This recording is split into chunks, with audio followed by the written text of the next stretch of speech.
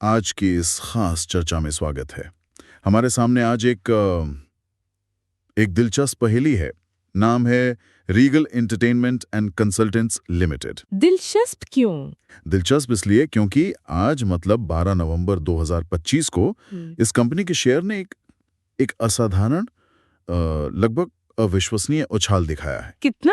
एक ही दिन में 57% से ज्यादा। बाप रे, 57। हाँ, तो हमारे पास जानकारी का स्रोत थोड़ा सीमित है। बस एक स्टॉक विश्लेषण वेब पेज है जिस पर आज की ही तारीख है। अच्छा। तो इसी मतलब लिमिटेड जानकारी के आधार पर आज हम कोशिश करेंगे इन सुरागों को जोड़ने की, समझने की कोशिश करेंगे कि ये कंपनी आखिर करती क्या है। और सबसे बड़ा सवाल, आज इसके शेयर में इतनी जबरदस्त हलचल क्यों मची हुई है? क्या ये सिर्फ एक दिन का शोर है या कुछ और? हाँ, ये सवाल तो बनता है। चलिए देखते हैं। तो सबसे पहले ये रीगल एंटरटेनमेंट एंड कंसल्टेंट्स करती क्या है? नाम तो एंटरटेनमेंट वाला है। नाम थोड़ा भ्रामक हो सकता है। देखिए, जो जानकारी है उसके हिसाब से ये कंपनी मेनली फाइनेंस के बिजनेस में है। फाइनेंस? अच्छा। हाँ। ये माइक्रो एंटरप्राइज लोन देती है, मतलब जैसे बहुत छोटे कारोबारों को कर्ज। एसएमई लोन भी देती है छोटे और मीडियम बिजनेस के लिए। और दूसरे तरह के स्ट्रक्चर्ड बिजनेस लोन भी। स्ट्रक्चर्ड लोन मतलब? स्ट्रक्चर्ड लोन मतलब ऐसे कर्ज जो किसी खास जरूरत या प्रोजेक्ट या कैश फ्लो के हिसाब से डिजाइन किए जाते हैं। ओके। और साथ में पर्सनल लोन और उससे जुड़ी जो सहायक सेवाएं होती हैं वो भी देती है। अच्छा, मतलब ये बैंकिंग और फाइनेंस सेक्टर के खिलाड़ी हैं और खास तौर पर एक एनबीएफसी, हाँ बिल्कुल, यानी नॉन बैंकिंग फाइनेंशियल कंपनी की श्रेणी में आती है। ये वो कंपनियां होती हैं जो बैंक नहीं होती पर कर्ज देने जैसे काम करती हैं। बिल्कुल सही।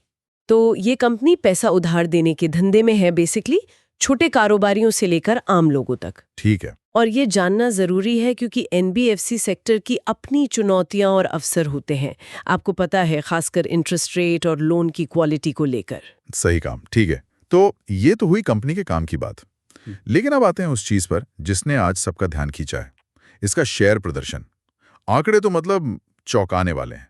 हाँ बताइए। जी हाँ, आंकड़ों के हिसाब से आज शेयर की कीमत 9 रुपए 20 पैसे बताई गई है। 9 रुपए 20 पैसे? हाँ, और इसमें एक ही दिन में 3 रुपए 35 पैसे की बढ़ोतरी हुई है। 3.5 रुपए बढ़ गया एक दिन में? हाँ, ये बनता है 57.26% का उछाल एक दिन में। 57%? ये तो बहुत ज्यादा है। हाँ, ये कोई मामूली बात नहीं है।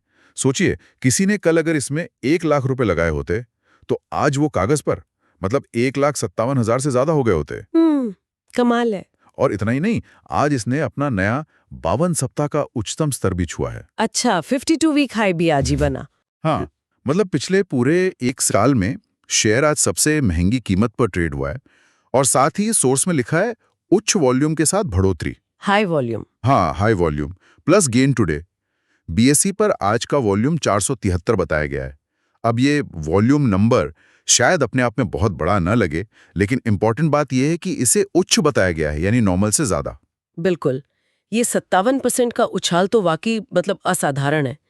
देखिए, स्टॉक मार्केट में रोज उतार चढ़ाव होते हैं, पर एक दिन में 50% से ज्यादा का मूव, वो भी ऊपर की तरफ, हाँ, ये बहुत कम देखने को मिलता है, खासकर बिना किसी बहुत बड़ी साफ वजह के।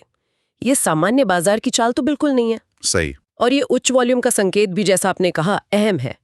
इसका मतलब है कि आज नॉर्मल दिनों के मुकाबले कहीं ज्यादा शेयरों की खरीद फरोख्त हुई।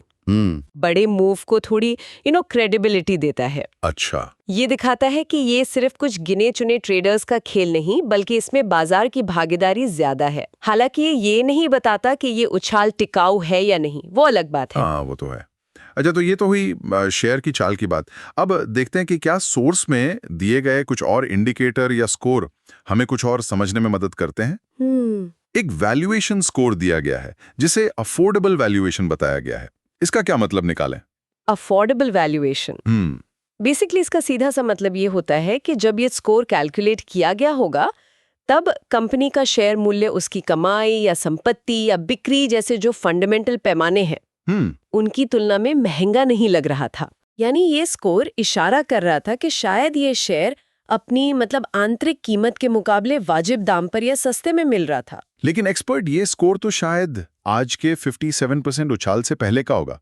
मतलब आज जो इतना जबरदस्त मूव आया है, उसके बाद भी क्या इसे अफोर्डेबल कहना सही होगा? हाँ, ये बहुत अच्छा सवाल है, बिल्कुल जायज बहुत ज्यादा संभावना है कि ये स्कोर आज के ट्रेड से पहले के डेटा पर आधारित हो। राइट 57% के उछाल के बाद ये अफोर्डेबल वाली बात शायद उतनी सटीक ना रहे।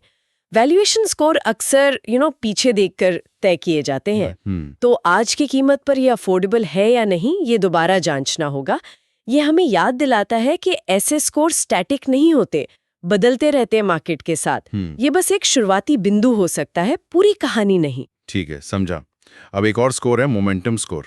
राइट वो टेक्निकली न्यूट्रल बताया गया है और स्कोर है 44.400। 44.4 न्यूट्रल। हाँ, ये थोड़ा अजीब नहीं लगता? एक तरफ 57% का रॉकेट जैसा उछाल और दूसरी तरफ मोमेंटम न्यूट्रल।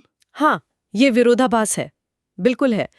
टेक्निकली न्यूट्रल का मतलब है कि तकनीकी संकेतक जो अक्सर पिछले कुछ समय की कीमतों और वॉल्यूम के एवरेज पर बेस्ड होते हैं, हाँ। वो न तो किसी मजबूत तेजी का इशारा कर रहे हैं और न ही मंदी का। 44.4 का स्कोर भी 50 के जो न्यूट्रल माना जाता है, काफी करीब है। तो सवाल वही कि आज की 57% उछाल के बावजूद स्कोर न्यूट्रल क्यों है? हाँ, क्यों?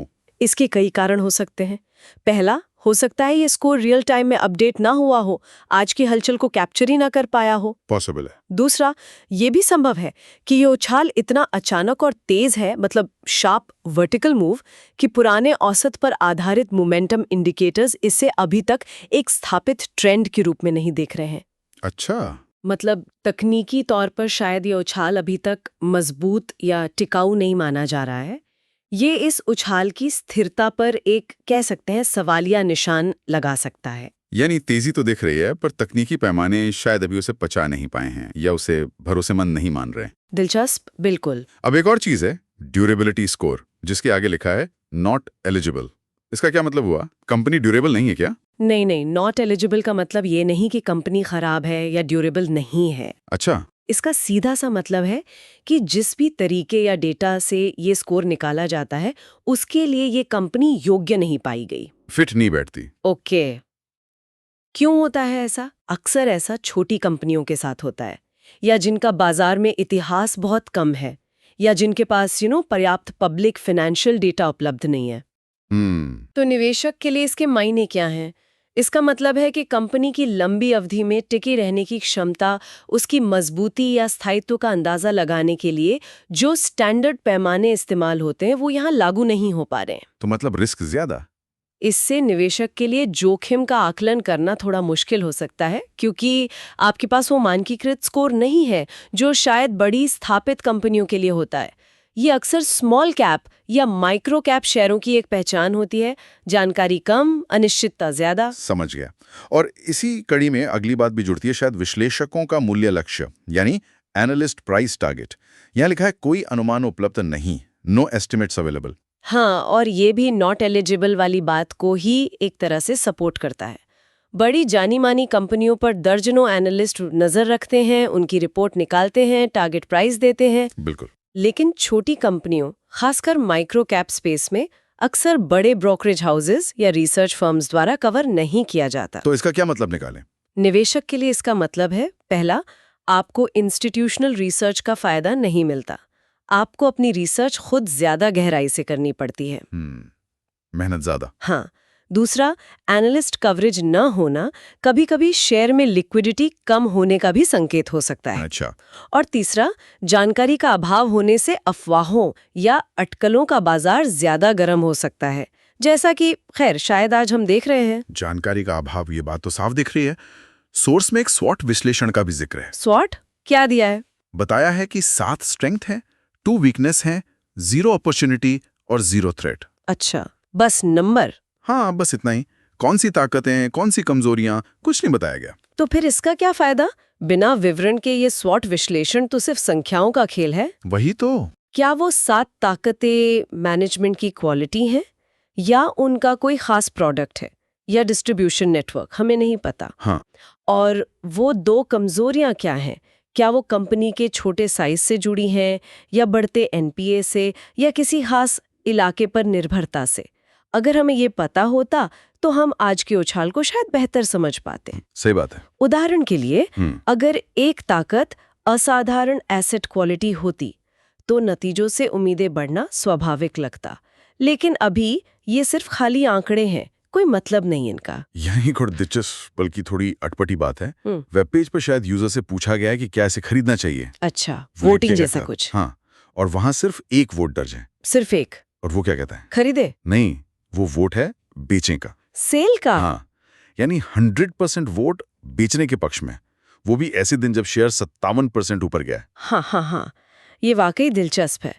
लेकिन यहाँ बहुत बहुत सावधान रहने की जरूरत है। ये सिर्फ एक वोट है। हाँ, वो तो है। एक अकेले वोट का कोई स्टैटिस्टिकल सिग्निफिकेंस नहीं होता। हो सकता है किसी ने गलती से क्लिक कर दिया हो या किसी की अपनी खास वजह हो बेचने की। इसे बाजार की भावना या कोई निवेश सलाह मानना तो बहुत बड़ी गलती होगी। बिल्कुल नहीं मानना चाहिए। हाँ, पर ये सोचने पर मजबूर जरूर करता है कि इतनी बड़ी तेजी के बीच भी कोई इसे बेचने की क्यों सोच रहा है। क्या उन्हें लगता है कि ये उछाल टिकाऊ नहीं है, या शायद उन्हें कंपनी के फंडामेंटल्स पर भरोसा नहीं? हो सकता है। ये सिर्फ अटकलें हैं, लेकिन ये दिखाता है कि हर कहानी के कई पहलू हो सकते हैं। पर निष्कर्ष निकालने के लिए ये बिल्कुल नाकाफी है। बिल्कुल। तो अब तक हमने देखा एक एनबीएफसी कंपनी, शेयर में रॉकेट जैसा उछाल, वॉल्यूम ज्यादा, 52 हफ्ते का नया हाई, ये सब तो पॉजिटिव है। लेकिन दूसरी तरफ वैल्यूएशन स्कोर शायद पुराना पड़ गया। मोमेंटम स्कोर न्यूट्रल है, ड्यूरेबिलिटी के लिए योग्य नहीं, एनालिस्ट कवर नहीं करते, स्वॉट अधूरा है और एक अकेला वोट बेचने को कह रहा है। तस्वीर काफी मिलीजुली और कह सकते हैं अधूरी लग रही है। हाँ, धुंधली सी तस्वीर है। लेकिन अब शायद पहली का सबसे अहम टुकड़ा सामने आ रहा है। सोर्स में एक और महत्वपूर्ण जानकारी है जो आज की तारीख से जुड़ी है। अच्छा, और वो जानकारी क्या है, बताइए। जानकारी यह है कि आज ही यानी 12 नवंबर 2025 को कंपनी की तिमाही नतीजों, क्वार्टरली रिजल्ट्स पर विचार करने और उन्हें मंजूरी देने के लिए बोर्ड ऑफ डायरेक्टर्स की मीटिंग निर्धारित है। ओहो, अच्छा, ये है असली बात। ये जानकारी तो आज की पूरी कहानी को एक झटके में बदल देती है, या कम से कम उसे एक मजबूत संदर्भ देती है ना? बिल्कुल। देखिए, कंपनियों के तिमाही नतीजों की घोषणा से ठीक पहले या बाद में शेयरों में बड़ी हलचल होना आम बात है, लेकिन 57% का उछाल सिर्फ आम बात नहीं है। सही कहा। तो अब सवाल उठता है कि ये उछाल क्यों? इसके पीछे क्या हो सकता है? हाँ, क्या लगता है आपको? देखिए, कई संभावनाएं हैं। पहली, जबरदस्त उम्मीदें। हो सकता है बाजार को उम्मीद हो कि नतीजे अविश्वसनीय रूप से अच्छे आने वाले हैं। जैसे शायद मुनाफे में भारी उछाल, या एनपीएज में बड़ी गिरावट, या कोई नया बड़ा कॉन्ट्रैक्ट। एनबीएफसी के लिए ये बातें बहुत मायने रखती हैं। निवेशक शायद अच्छे नतीजों की उम्मीद में पहले से खरीदारी कर रहे हैं, जिसे कहते हैं बाइंग ऑन एक्सपेक्टेशन। ये हो सकता है। और दूसरी संभावना, हालांकि इसे साबित करना मुश्किल है, पर जानकारी का लीक होना। लीक मतलब नतीजों का पहले पता चल जाना। हाँ, हमेशा एक संभावना रहती है।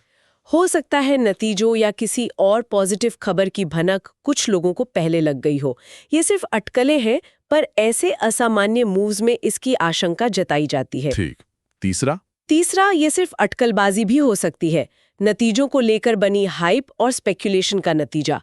खासकर छोटी कम जानकारी वाली कंपनियों में ऐसा ज्यादा होता है, जहां कुछ बड़े खरीदार या विक्रेता कीमत को आसानी से हिला सकते हैं।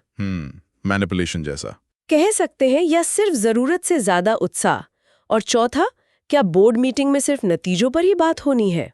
अच्छा पॉइंट है। या कोई और बड़ी घोषणा भी हो सकती है, जैसे कोई बड़ा फंड जुटाना, कोई अधिग्रहण या विलय की खबर, या कंपनी की रणनीति में कोई बड़ा बदलाव। हाँ, ये भी हो सकता है। जो भी हो, बोर्ड मीटिंग का दिन और शेयर में इतने बड़े उछाल का एक ही दिन होना, ये महज संयोग तो नहीं लगता।